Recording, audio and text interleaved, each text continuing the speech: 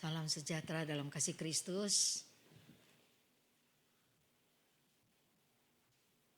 Kita berbahagia ya, kita bisa ada di dalam rumah Tuhan. Dalam segala keadaan, untuk menjadi setia itu enggak gampang gitu ya. Dalam segala keadaan gitu. Ada banyak orang yang bisa setia kalau keadaannya bagus, nyaman, lurus, enak gitu. Bisa setia. Tapi ketika banyak gelombang, banyak riak-riak, udah mulai goyah ketahanannya. Pada malam ini saya mau bawa firman Tuhan tentang Roh Kudus sebagai jaminan. Saya bikin catatan agak panjang, saudara yang guru sekolah minggu atau yang senang belajar boleh copy itu ya. Tentang Roh Kudus ini. Saya juga belajarnya sangat ketagihan gitu ya. Betapa hebatnya Tuhan ketika manusia jatuh dalam dosa, Tuhan memberikan satu jalan keluar, janji penyelamatan dari Kejadian 3 ayat 15 itu. Terus agenda Tuhan berjalan sampai dari generasi kepada generasi sampai ke generasi kita saat ini. Firman itu tidak pernah berubah. Ya, yang berubah adalah kita manusia yang meresponi firman Allah. Yang berubah itu firmannya tidak berubah, janjinya tidak berubah, kuasanya tidak berubah, kasihnya tidak berubah. Yang berubah pribadi-pribadi yang merespon kasih Tuhan, yang meresponi firman Tuhan ya. Ada yang meresponnya dengan percaya sungguh-sungguh, ada yang meresponnya ya gitu-gitu aja ya, boleh dengar boleh enggak gitu kan ya. Ada banyak orang berbeda dalam meresponi firman Tuhan. Saya percaya malam ini kita yang ada di sini adalah kita yang punya respon positif. Amin. Maka kita perlu belajar tentang Roh Kudus. Karena tanpa Roh Kudus kita enggak bisa kuat untuk bertahan. Saya sendiri mengalami ya. Tanpa Roh Kudus menghadapi manusia akhir zaman, tapi saya tidak bicara manusia akhir zaman, tapi sepanjang saya jalan, saya merenungkan firman yang akan saya bacakan, sampai saya duduk sambil memuji Tuhan, saya mengingat-ingat firman yang akan saya bawakan. Saya bilang gini, Tuhan betul tanpa kuasa Roh Kudus-Mu kita gak bisa menghadapi keadaan dunia yang saat ini semakin hari semakin gak menentu. Gak menentunya begini. Kita ngelihat ya PM-nya Belanda masih muda, ganteng, ternyata gay. Udah terang-terangan gitu ya, udah terang-terangan. Terus saya baca lagi kemarin Indonesia di urutan kelima loh. Lama-lama ranking 1, jangan-jangan di urutan kelima. Dan penggerbekan berkali-kali bagaimana pesta gay itu diadakan. Nah ini sebuah fenomena yang mengerikan, sebuah masa depan yang sangat berbahaya bila anak-anak kita tidak dibekali dengan firman yang benar atau kita sendiri tidak dibekali dengan firman yang benar, karakter kita akan berubah oleh pengetahuan yang sekarang sangat vulgar melalui internet itu. Maka kita perlu belajar. Saya sekarang lagi mengikuti Bambang Nursena, kan ada TikToknya tuh yang secuplikan itu bagus banget. Jadi kalau panjang-panjang kan kita bosan ya dengarnya karena dia kan orangnya monoton gitu kan ngomongnya. Tapi kalau kita lihat di TikTok sedikit-sedikit kamu kasih aja love gitu nanti dia muncul terus. Itu kita bisa belajar banyak dari situ. Bagus sekali penjelasannya. Nah kita mesti belajar seperti itu supaya apa? Dari sumbernya yang benar. Dia kalau berbicara itu dia pasti ada sejarahnya, ada bukti-buktinya, ada alkitabiahnya. Jadi bukan sembarang asal menceritakan begitu. Ya. Nah,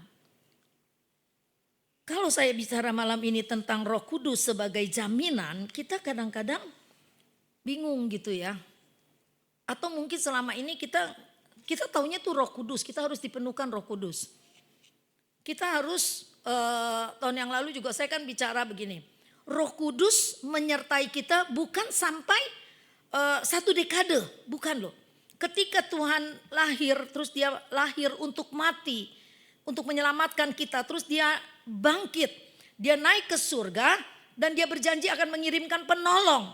Dan penolong itu yang dia janjikan itu bukan Tuhan Yesus kan 3,5 tahun. Tapi Roh Kudus yang dijanjikan Tuhan itu untuk selama-lamanya. Dia menyertai kita selama-lamanya. Jadi nggak ada waktu, nggak ada batas waktu. Maka firman berkata dia tidak meninggalkan kita sebagai yatim piatu.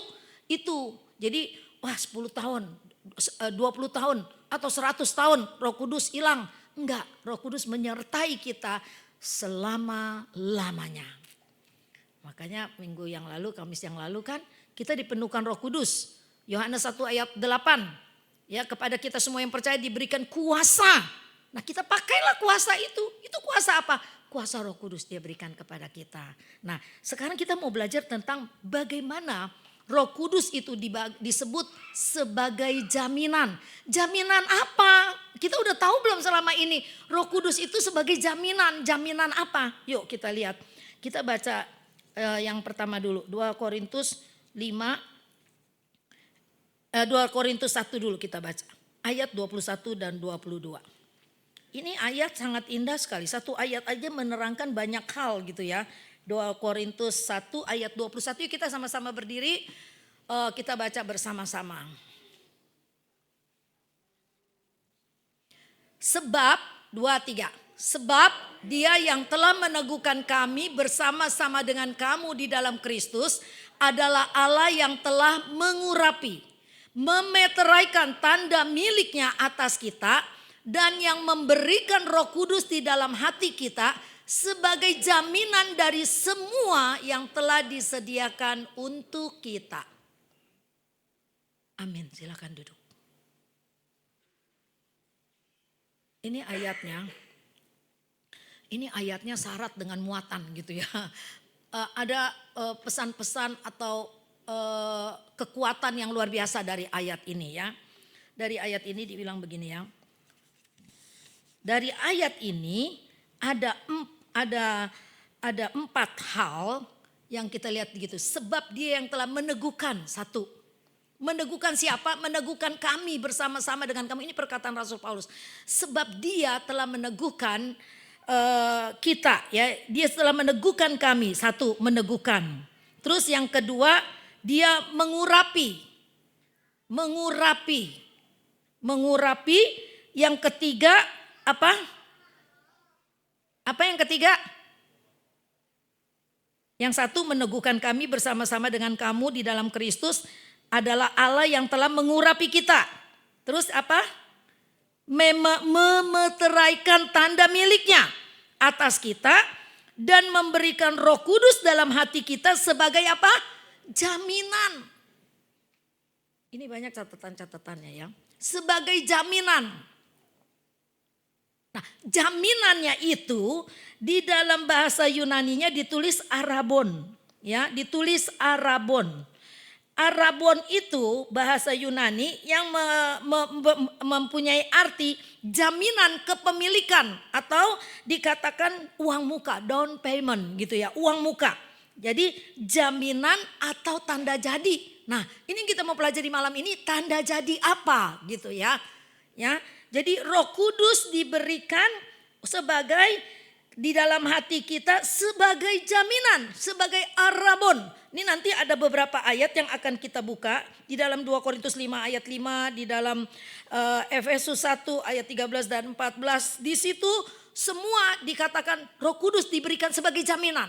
Ya, arabon sebagai down payment, sebagai tanda kepemilikan, tanda jadi. Nah, kalau dibicara tentang jaminan, jaminan itu adalah sesuatu yang lebih kuat dari apa yang dijamin. Bener gak?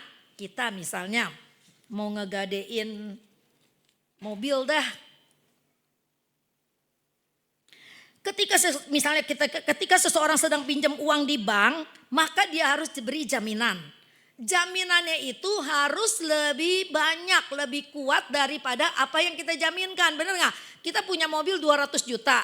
Terus nggak mungkin bank itu kasih kita 500 juta misalnya, kan nggak mungkin gitu ya. Jadi jaminan itu harus lebih kuat. Jadi pinjam uang 100 juta kita jaminkan mobil 200 juta.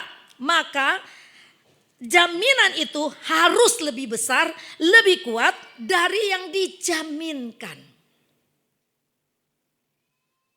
Tadi kan dalam bahasa Yunaninya arabon dikatakan dia harus lebih kuat, lebih besar dari yang dijaminkan. Jadi Efesus ya ditulis oleh Rasul Paulus untuk menggambarkan rencana kekal Allah bagi gerejanya. Maka kita perlu belajar ini untuk keselamatan umat-umat Tuhan.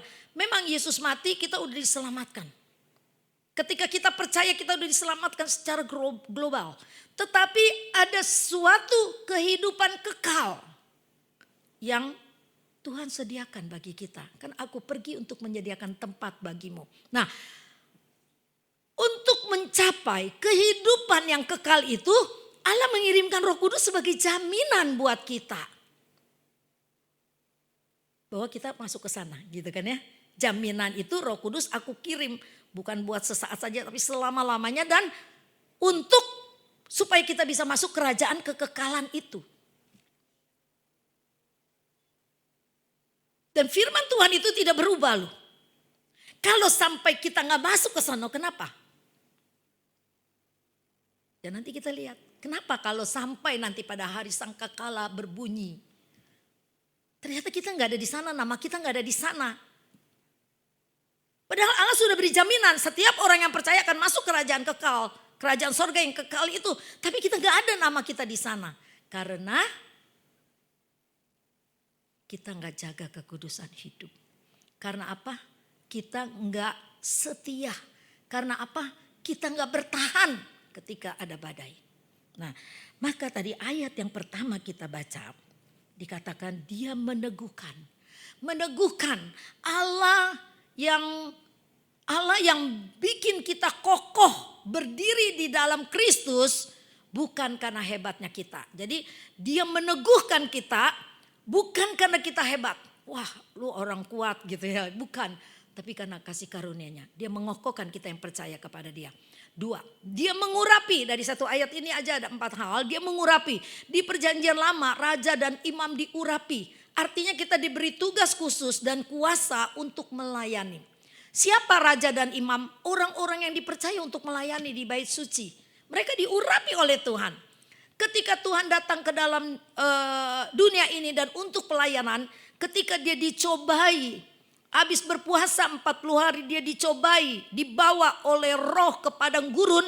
Dan di situ dicobai oleh iblis. Dibawa oleh roh ke padang gurun. Ketika selesai Yesus menang, dia lawan semua tantangan iblis itu hanya dengan berkata firman.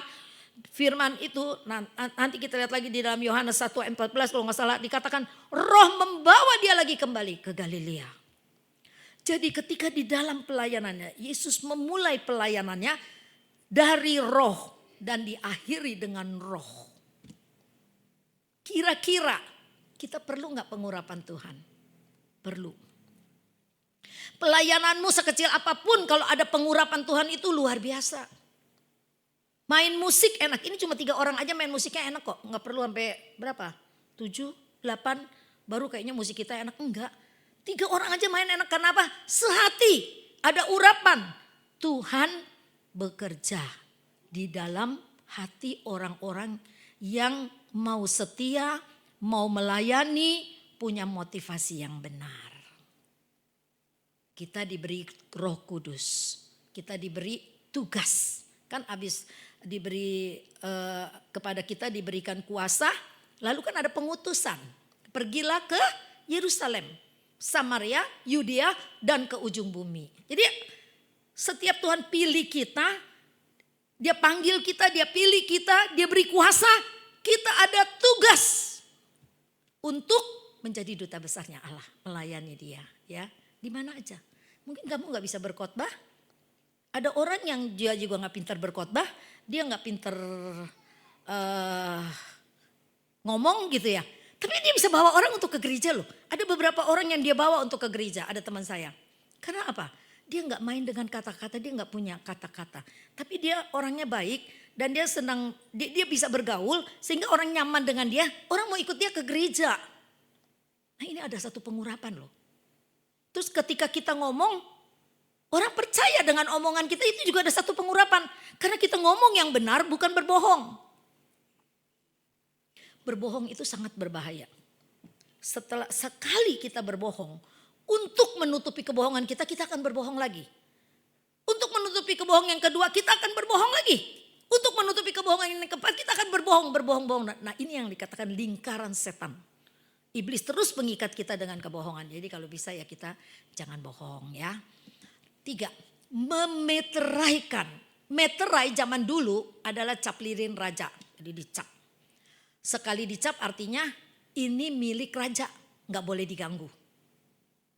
Nah, dikatakan Roh Kudus adalah cap Allah bahwa kita miliknya. Amin, percaya? Kalian sudah dicap oleh Allah, kalian adalah milik Allah. Saya sangat percaya. Karena saya percaya Roh Kudus. Saya percaya dia meneguhkan saya, dia mengurapi saya, dia memeteraikan saya. Jadi saya percaya saya milik Allah. Jadi kalau kita nyanyi, sekarang ku milik Yesus. Kita nyanyi dengan bangga. Bukan dengan hambar, kita gak ngerti. Ku milik Yesus karena aku udah dicap, dimeteraikan oleh Roh Kudus sebagai jaminan. Nah yang keempat dikatakan sebagai jaminan atau arabon. Arabon itu R-nya 2. Nah setelah dicap Allah kasih DP, down payment di dunia perdagangan Yunani. Ini saya catat karena gini, saya belajarnya kan dari sebuah buku. Di dunia perdagangan Yunani, arabon itu uang muka yang mengikat. Kalau penjual ingkar, dia harus bayar 2 kali lipat. Artinya apa kalau di Alkitab pakai jaminan itu arabon? Artinya janji Allah itu pasti ditepati. Amin. Roh Kudus di hati kita sekarang adalah bukti bahwa semua janji keselamatan bakal digenapi total. Dan kita belajar kan ya. Dari Yesaya bernubuat dikatakan 700 tahun kemudian loh. Baru lahir bayi yang mungil itu. 700 tahun kemudian. Tapi firman tidak pernah berubah. Dan firman itu selalu terus linknya tuh nyambung.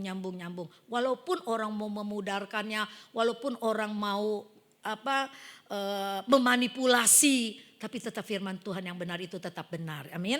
Yuk kita lanjut. Kita baca lagi 2 Korintus 5 ayat 5. 2 Korintus 5 ayat 5 dibilang begini. Tetapi Allah lah yang justru mempersiapkan kita untuk hal itu. Dan yang mengaruniakan roh kepada kita sebagai apa? Arabon. Sebagai jaminan segala sesuatu yang telah disediakan bagi kita. Apa yang telah disediakan bagi kita? Yaitu pengharapan akan sebuah kehidupan yang kekal. Maka dia gak ciptakan kita kayak robot. Yang disetel ke sini ke sono. Enggak, kita dikasih free will, kebebasan. Kematian Yesus menyelamatkan kita sehingga kita ada anugerah untuk mengenal dia. Untuk menjadi akrab, menjadi intim. Mengasihi dia seperti dia mengasihi kita. Itu free will, Tuhan kasih kepada kita bebas. Kita mau percaya atau enggak itu bebas. Tetapi di atas segalanya ada firman yang berkata kerjakanlah keselamatanmu dengan takut akan Tuhan. Artinya ada sesuatu yang akan terus mempertobatkan diri kita. Karena kita dikasih free will pasti kita banyak kesalahan, banyak kelupaan, banyak hal-hal yang mungkin menyakitkan hati Tuhan. Yang mungkin mendukakan Roh Kudus. Kenapa kita harus berubah, kita harus kerjakan keselamatan itu dengan takut dan gentar? Karena Tuhan sudah menyediakan suatu kehidupan yang kekal bagi kita. Maka dia kasih Roh Kudus. Allah lah yang justru mempersiapkan kita untuk hal itu dan mengaruniakan roh. Mengaruniakan roh cuma-cuma diberikan kepada kita. Sebagai arabon, sebagai uang jaminan. Segala sesuatu yang telah disediakan bagi kita. Jadi kalau kita setia, kita bertahan, jaminan itu tetap milik kita. Jaminan itu tidak akan pernah berubah dan tidak akan hilang. Jaminan keselamatan itu tidak akan hilang. Jaminan Roh Kudus buat kita itu tidak akan hilang. Karena itu udah disediakan Tuhan bagi kita. Tapi itu bisa hilang gak kira-kira? Bisa. Kalau kita tidak bertahan, kalau kita tidak hidup kudus, kalau kita tidak jaga kesucian hidup kita, itu akan hilang. Jadi Roh Kudus itu down payment untuk kita ke surga yang mulia. Amin. Kayak kita beli tiket nih, saya mikirin bagaimana nih ya perumpamannya apa kira-kira. Misalnya kita mau nonton inilah Coldplay lah ya yang terkenal itu kan ya. Mau di mana dia mau konser di Bangkok lah, di Jepang lah. Orang berduit semua pada beli loh. Padahal bukannya murah tuh. Dia beli. Konsernya masih 3 bulan lagi, tiket sudah habis terjual. Orang beli. Tiket itu jadi jaminan untuk dia nonton nanti konser itu. Padahal dia belum nonton konser itu, tapi dia udah punya tiket. Jaminannya apa? Dia bisa nanti berangkat ke Jepang dan nonton konser itu, jaminannya adalah tiket itu. Nah itulah Tuhan kasih kita jaminan Roh Kudus ketika kita harus pada waktunya kita masuk ke surga jaminan yang kekal itu, masuk ke surga yang kekal itu, jaminan kita adalah Roh Kudus yang menuntun kita, menyertai kita, menolong kita. Amin. Indah kan? Ya, jaminannya itu seperti itu untuk hal-hal perumpamaan yang gampang aja lah ya, jangan yang sulit-sulit gitu ya. Nah, di sini kita lihat nih ya. Allah mempersiapkan kita untuk hal itu. Nah, di sini dijelaskan ya. Paulus bahas tubuh kebangkitan. Sekarang kita mendesah dalam tubuh yang fana, dalam tubuh yang fana. Artinya sekarang kita nih hidup dalam tubuh yang fana, yang tidak kekal.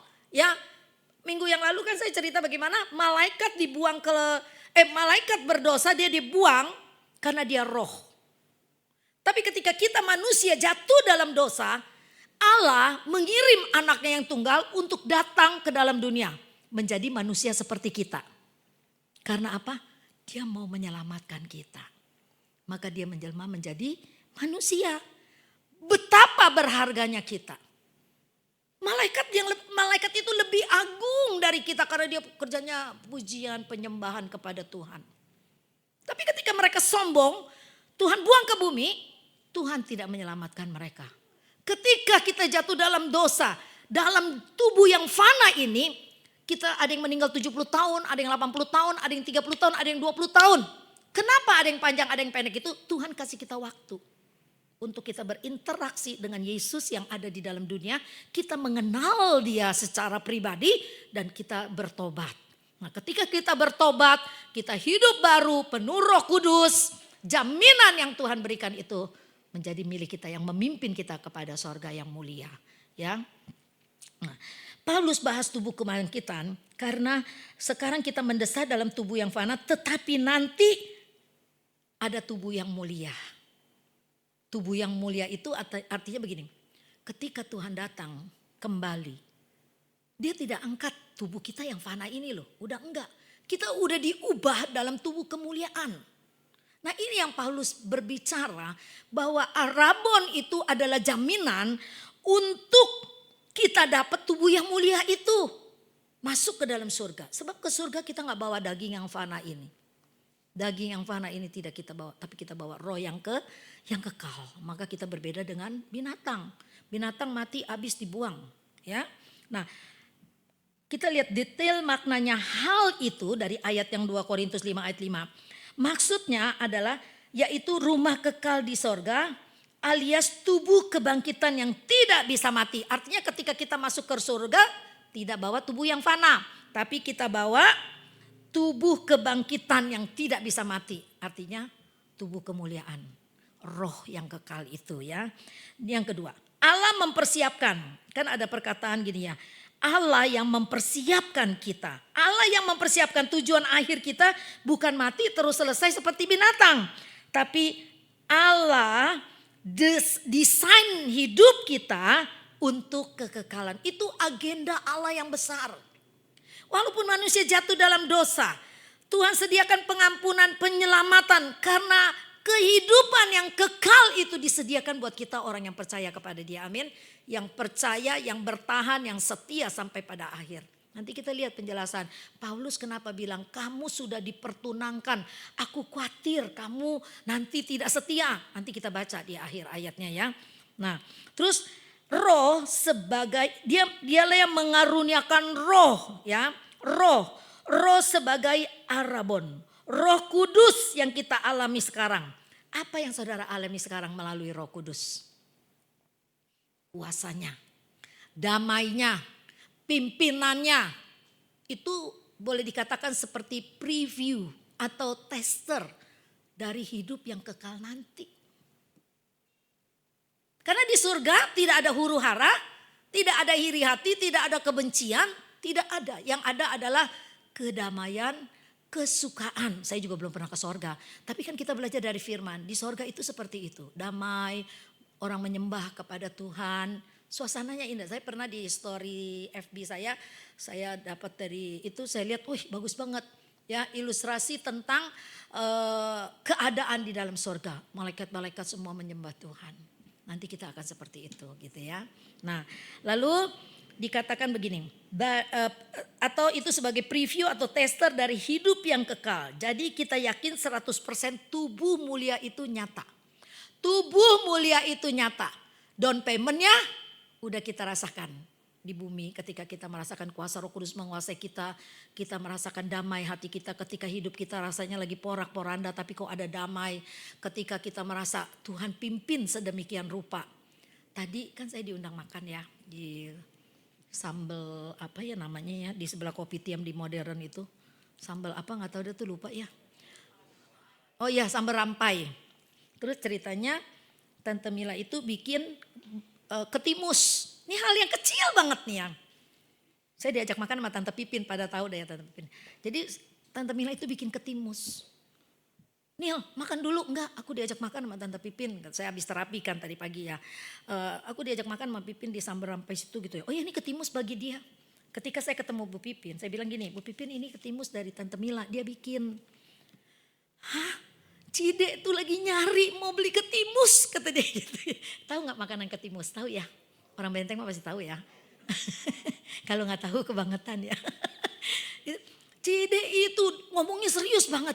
Cide itu lagi cari. Soalnya tukang ketimus langganan Cide udah meninggal. Seorang Cide mau beli ketimus katanya nggak tahu di mana. Ya tiba-tiba Nila mau ketimus kata saya gitu. Saya hal yang kecil. Hal yang kecil loh. Ini bikin kita bahagia ya. Pimpinan Roh Kudus itu sedemikian rupa. Hal yang kecil bisa menyenangkan hati orang lain. Kalau kita mau kasih sesuatu yang tulus. Nggak mesti hamper yang gede-gede. Yang harganya juta-jutaan. Nggak usah. 3 biji ketimus. Kenapa kasihnya 3 biji kata dia. Dia bikinnya 12 biji doang. Karena sisa singkong. Dia tanya saya kenapa dikasih cuma 3. Kalau dia spesial bikin ceritanya. Ya itu kata saya gitu ya. Jadi hal yang kecil bisa menyenangkan hati orang lain. Amin. Ya kalau jadi Arabon itu Roh Kudus yang kita alami sekarang ini. Kuasanya, damainya, pimpinannya. Ketika kita berbahagia seperti itu.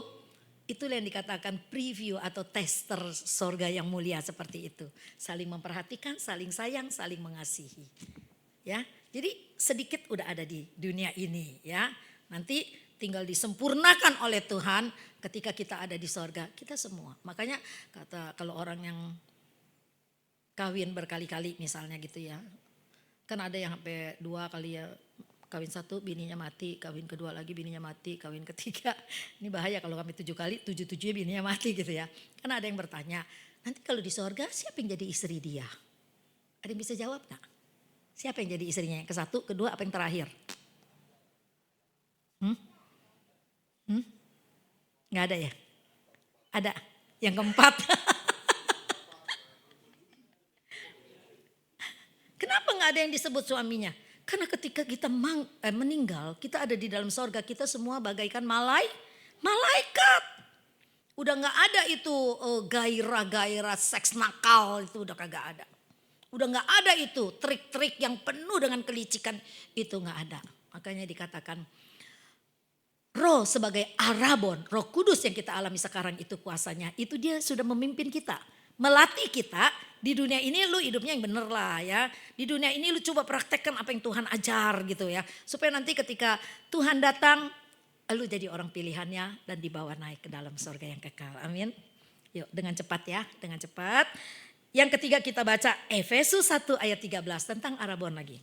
Efesus 1 ayat 13 dan 14. Ini ayat saya senang banget. Di dalam Dia kamu juga, karena kamu telah mendengar firman kebenaran, yaitu Injil keselamatanmu. Di dalam Dia kamu juga, ketika kamu percaya, dimeteraikan dengan Roh Kudus yang dijanjikannya itu. Dan Roh Kudus itu adalah jaminan bagian kita sampai kita memperoleh berapa? Sebagian? Bukan. Sampai kita memperoleh seluruhnya, yaitu penebusan yang menjadikan kita milik Allah untuk memuji kemuliaannya. Wow. Jadi Roh Kudus sebagai arabon, sebagai jaminan bagian kita sampai kita memperoleh seluruhnya janji-janji Allah. Penebusan yang menjadikan kita milik Allah untuk memuji kemuliaannya. Ya, kita lihat lagi penjelasannya nih. Dimeteraikan saat percaya. Jadi begitu kamu percaya, langsung dicap, dikasih down payment, ya, untuk menjadi percaya. Yang kedua, jaminan bagian kita. Bagiannya itu dalam bahasa Yunani disebut kleronomia, artinya warisan. Jadi kita tuh akan menerima warisan. Jadi setiap ayat itu, yang 3 ayat kita baca ini, setiap ayat itu punya kelebihannya ya. Punya kelebihannya masing-masing. Yang ke-1, kedua kan dia bicara hidup kekal dan tidak bicara warisan. Tapi di dalam ayat Efesus 1 ayat 13-14 dikatakan jaminan bagian kita. Bagian itu kleronomia, artinya warisan. Kita, saya dan saudara adalah warisan kerajaan Allah. Amin. Kita adalah warisan kerajaan Allah. Roh Kudus adalah jaminan bahwa warisan itu gak bakal hangus. Udah dibayar lunas. Bukan berarti ada jaminan, ada down payment, berarti kita belum lunas dong. Udah lunas dibayar dengan darah Yesus. Jadi seperti tadi tiket yang saya bilang, kita sudah punya tiketnya. Kita tinggal pergi kepada janjinya Tuhan untuk kita menikmati keseluruhannya. Sampai kita memperoleh seluruhnya. Jadi arabon selalu nunjuk ke pelunasan di masa depan. Ya, saat tubuh kita dibangkitkan dan ciptaan dipulihkan total. Saat tubuh dibangkitkan dan ciptaan dipulihkan total. Kenapa? Baca Roma 8 ayat 23. Roma 8 apa 6 ya? Coba ditampilkan dulu itu Sony. Roma 8 ayat 23 apa Roma 6 ayat 23? Roma 8 ayat 23 dulu.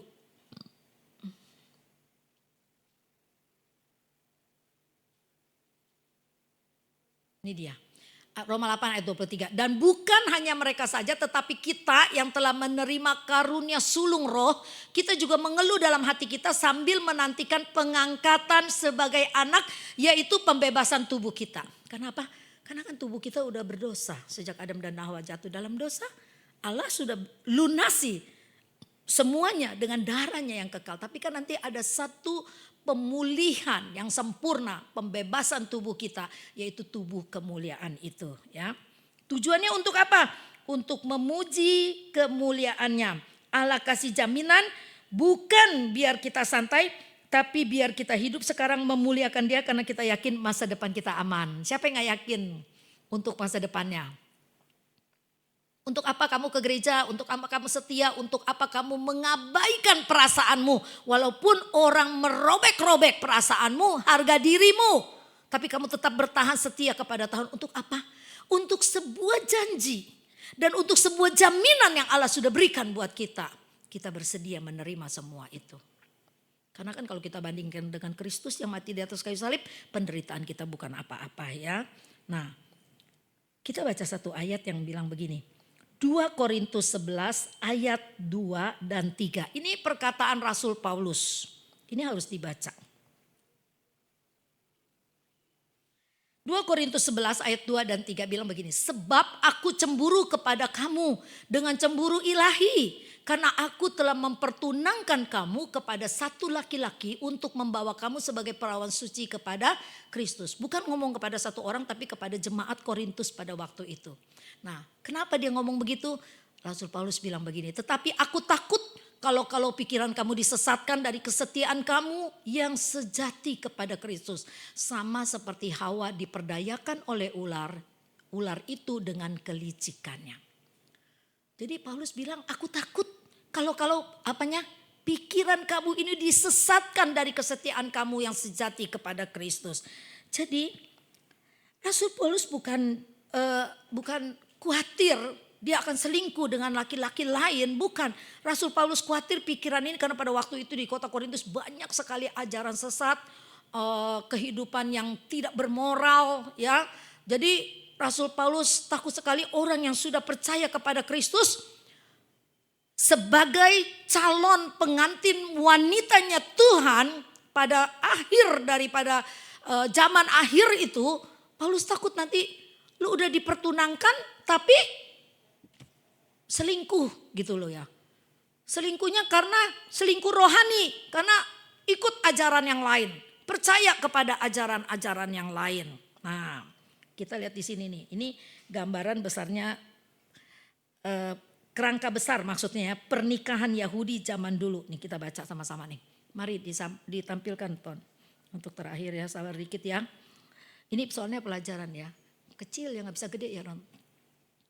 Ini di budaya Yahudi ada 3 tahap tentang pernikahan zaman Yahudi. Yang pertama adalah pertunangan, yang kedua masa tunggu, yang ketiga pesta nikah. Jadi orang sono kayak Yusuf dan Maria itu baru bertunangan kan waktu dia hamil oleh Roh Kudus. Nah memang Yahudi begitu, dia orang sebelum masuk pernikahan itu ada pertunangan yang disebut kidusin. Ya, kidusin kontrak legal, bayar mahar, bukan mahal, mahar. Jadi ada apa tuh untuk pernikahan itu. Nah jadi kalau kita gereja diumpamakan pernikahan dengan Kristus, maka pertunangannya itu adalah salib. Yesus bayar mahar lunas pakai darahnya sendiri. Jadi ini kita resmi miliknya. Statusnya udah istri meskipun belum serumah. Jadi orang Yahudi itu ketika bertunangan statusnya sudah istri. Maka Yusuf secara diam-diam mau menceraikan Maria karena malu. Tunangan sudah dianggap istri. Malu, belum ada pernikahan, tahu-tahu sudah hamil. Dan Yusuf juga baik, dia nggak langsung viralin di TikTok gitu ya. Waktu itu belum ada TikTok ya. Kalau sekarang kan diviralin nih, biar itu tuh kayak siapa itu ya, viralin kejahatan suaminya apa gitu ya. Nah, terus yang kedua adalah masa tunggu. Masa tunggu itu tunangannya tetap di rumah bapaknya. Jadi udah pertunangan, udah dianggap istri, tapi tidak tidur serumah. Tidak tidur sekamar, seranjang, tapi masih di rumah bapaknya. Sampai nanti masa yang resmi yaitu masa pernikahan. Jadi dalam masa tunggu itu tunangan tetap di rumah ayahnya, menjaga kesucian, siap-siap ini masa kita sekarang, Arabon. Roh Kudus sebagai jaminan itu adalah cincin tunangan kita dengan Allah. Jadi kalau perkataan Paulus, sebab aku cemburu kepada kamu karena aku telah mempertunangkan kamu dengan satu laki-laki, itu juga menjadi posisi kita. Kita sudah dipertunangkan dengan Kristus. Ya, bukan satu pribadi lewat pribadi, bukan satu gereja. Ya, di dalam satu jemaat itu termasuk saya dan saudara gitu ya. Jadi ada masa tunggu. Sekarang ini kita dalam masa apa? Masa pertunangan, masa tunggu apa? Pesta nikahnya. Ayo siapa yang bisa jawab? Kita sekarang ini ada, kalau di dalam budaya Yahudi kan ada 3 tahap. Pertunangan, masa tunggu, pesta nikah. Ayo udah bisa nangkap dong firman Tuhan yang saya ceritain. Kita ini posisinya ada dalam masa yang mana? Ke-1, kedua, apa ketiga? Kedua. Kita ada dalam masa tunggu. Kita sudah di pertunangan, kita ada tunangan Tuhan, kita udah resmi jadi miliknya dia. Karena kita udah terima cincin pertunangan itu. Cincin pertunangannya itu apa? Roh Kudus. Sebagai Arabon. Roh Kudus sebagai jaminan kita milik Allah. Kita sudah dipertunangkan. Sekarang dalam masa tunggu ini kita belum serumah. Jadi kita jaga kesucian, kesetiaan kita karena apa? Pada waktu pesta nikah, mempelai laki-laki jemput, kita jangan seperti 5 anak darah yang tidak punya persediaan minyak. 5 anak darah yang pintar, 5 anak darah yang bodoh ya. Marilah kita bersuka cita karena hari perkawinan anak domba telah tiba. Itu di dalam Wahyu 19 ayat 7 ya. Kenapa Paulus takut dan cemburu? Cemburu ilahi itu bukan cemburu egois ya. Bukan cemburu egois, itu cemburu seorang bapak rohani. Paulus itu kan bapak rohani. Dia banyak membuka sidang-sidang jemaat dan dia sayang kepada jemaatnya itu ya. Jadi dia cemburu supaya jangan jemaat Korintus mengalihkan kepercayaannya kepada kepercayaan-kepercayaan yang lain yang menyesatkan, yang bukan berdasarkan Injil sepenuh ya. Oke. Jadi Hawa jatuh bukan selingkuh sama laki-laki loh ya. Hawa jatuh karena percaya kepada kebohongan ular. Dan Hawa tidak setia sama perkataan Allah. Kita bisa selingkuh gak nih? Kamu jangan anggap kita jangan anggap diri kita tuh suci banget. Kita bisa selingkuh bukan dengan laki-laki. Tapi dengan pemikiran kita. Ya, hari ini aku ngebohongin Tuhan lah gitu misalnya ya. Cuma Tuhan yang tahu. Tapi kita tetap bohongin. Yang penting orang lain gak tahu. Padahal Tuhan tahu. Kita udah selingkuh. Diam-diam pergi ke paranormal. Karena kita pengen cepet dapat jawaban. Gitu. Ada seorang anak Tuhan waktu pesawat Lion Air yang menuju Bangka jatuh. Ke Bangka itu jatuh. Ada seorang ibu bercerita. Dia banyak keluarganya mengajak pergi ke paranormal. Untuk melihat suamiku tuh masih hidup gak, istriku tuh masih hidup gak. Yang di pesawat itu kan belum ditemukan pada waktu itu ya. Tapi dia bilang aku gak mau. Karena aku percaya kalau memang dia masih hidup Tuhan akan kirim. Akan pertemukan aku lagi. Tapi kalau memang Tuhan panggil dia gak apa-apa. Jadi ada satu penyerahan yang total kepada Tuhan. Tetap setia walaupun pedihnya luar biasa. Tiba-tiba suami hilang bersama dengan pesawat. Kayak kemarin ya tabrakan kereta kan. Duh saya gak bisa ngebayangin. Kereta listrik macet di tengah-tengah rel. Didorong kagak bisa. Mau diderek katanya supirnya gak mau. Dan orang-orang juga mungkin saking paniknya kehilangan pikiran waras. Mestinya dia mau gak mau mesti diderek. Itu kan rel kereta api tiap 15 menit kereta akan lewat. Tapi orang bisa lupa segalanya. Akhirnya terjadilah tragedi itu. Sedih kan? Pergi kerja happy-happy, senang-senang. Tahu-tahu udah jadi mayat. Kita gak tahu apa yang akan terjadi ke depan. Tapi biarlah kita dekat sama Tuhan. Percaya sama Tuhan. Andalkan Dia. Di dalam Timotius, manusia akhir zaman itu, coba bisa tampilin gak manusia akhir zaman itu terdapat di dalam 2 Timotius 5 atau 1 Timotius gitu. Atau ada 18 sifat manusia. Dan kalau saya baca itu juga banyak di antara teman-teman gereja gitu ya. Yang udah gampang tersinggung, yang senang memuji diri, yang egois, mau menang sendiri. Kita bisa lihat juga di anak-anak, udah mulai kurang ajar, udah mulai berontak. Ya, itu di dalam berapa Sam? Manusia akhir zaman. 2 Timotius 3 ya. Tampilin sebentar aja Son, 2 Timotius 3.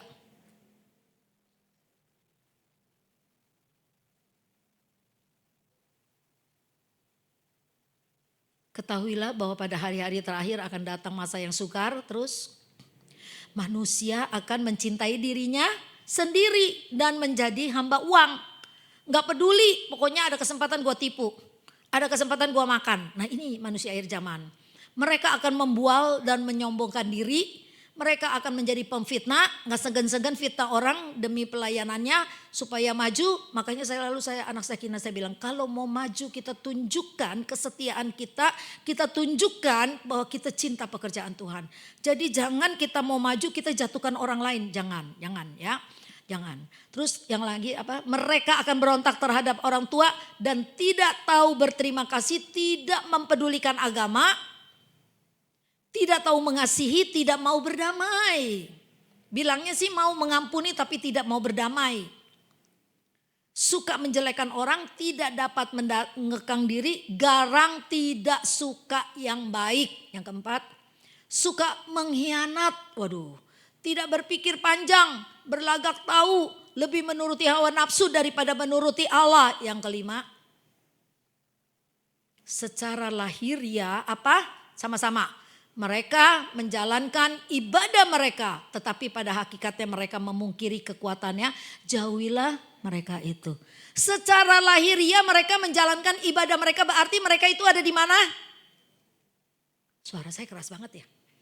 Sampai kaget. Ada di mana kira-kira? Di gereja. Secara lahiriah mereka menjalankan ibadah mereka. Berarti orang-orang yang beribadah kepada Tuhan, tapi sifatnya kita mungkin belum sempurna. Dari antara 18 sifat yang ditulis di dalam 2 Timotius 3 itu, mungkin kita ada di dalamnya beberapa sifat. Dulu ada 10, tapi sekarang dengan pengertian firman Tuhan udah berkurang, sekarang tinggal 3. Tapi itu tetap puji Tuhan. Jadi makin lama makin berkurang. Kita kalau mempelajari sifat NPD, yang narcissistic personality disorder, itu 2 Timotius 3 ayat 5 itu semua bisa ada di dalam satu orang yang namanya NPD.